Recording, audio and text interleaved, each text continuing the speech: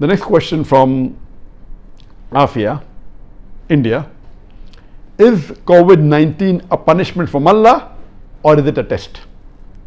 If it's a punishment, then what new sins have we done in this era which even our ancestors haven't done, that has made Allah angry with us?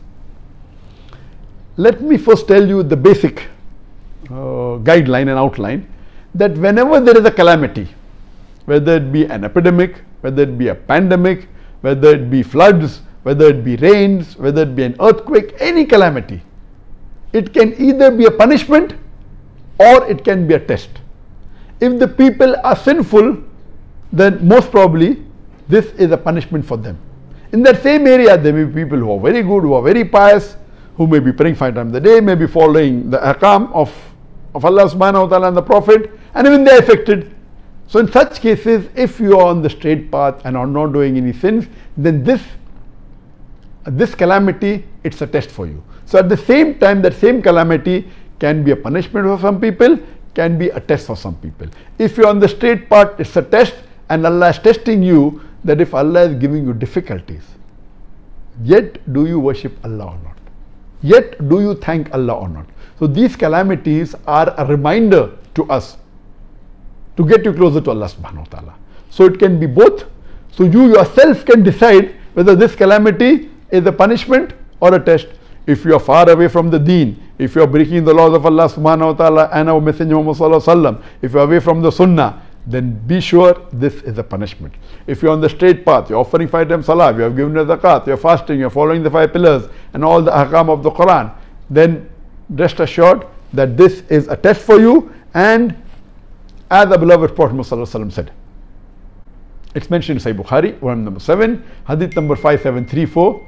Hazrat Aisha, may Allah be pleased with her, the wife of the Prophet, said that the Prophet said that Allah has sent the plague as a punishment on whom He wishes amongst the unbelievers.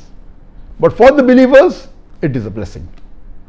And if the believers remain in that affected place of plague with sincere faith and agreeing that whatever happens will happen with the will of Allah, and having faith in the qadr, then he will get the reward of a martyr. This is mainly for plague, but can be extended to other diseases as far as the reward is concerned. Regarding a question, yes, it can be a punishment, it can be a test. Regarding a question, that what new things have we done in this age that Allah has sent this calamity? I mean, I believe the world every day is going far and far away from Allah subhanahu wa ta'ala. It's going more and more further away. And you see what was in the past, today is something different.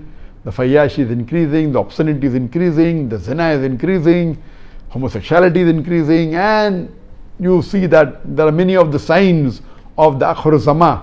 On my Facebook, if you go, I am doing the signs of the ends of the world, and there are 3 sections to it. There is the minor signs and the major signs. The minor signs are divided into minor signs that have already occurred and minor signs that have not yet occurred for the end of the world.